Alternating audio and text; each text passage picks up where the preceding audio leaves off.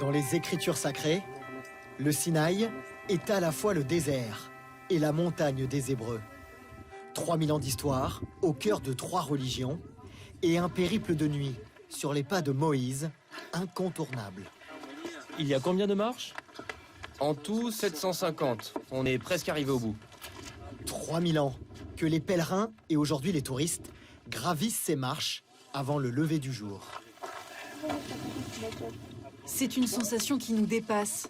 De penser que les gens dans l'Antiquité parcouraient de telles distances pour des motifs sacrés, ça pousse à l'admiration.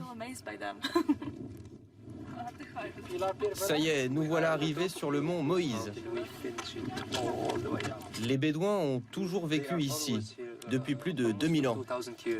Mais c'est Moïse le premier à y être venu.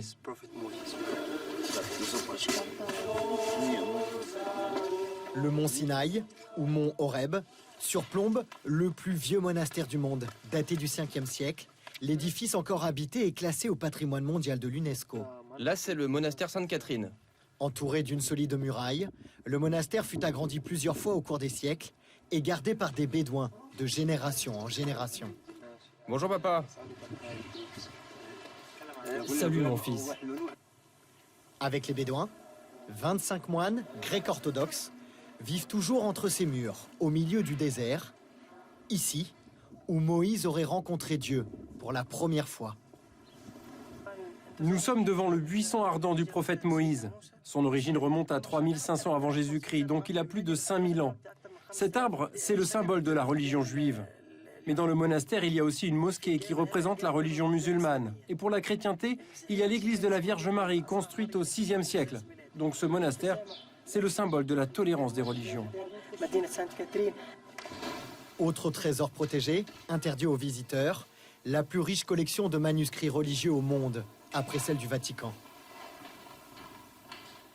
Menacé par des attaques terroristes, ce lieu spirituel avait été déserté par les touristes ces 10 dernières années. Les gens viennent de partout ici pour parcourir cette nature brute. Les montagnes et le désert sont naturels et préservés de l'homme. Le Sinaï est la perle de l'Égypte. Il y a 30 minutes de marche jusqu'au canyon coloré. N'oubliez pas de prendre de l'eau.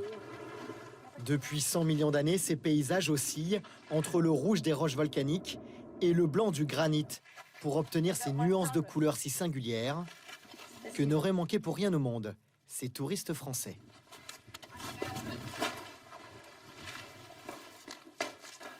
Après un long confinement, c'est vrai que ça fait du bien de sentir un peu le dépaysement, d'avoir l'air libre comme ça et les montagnes à parcourir.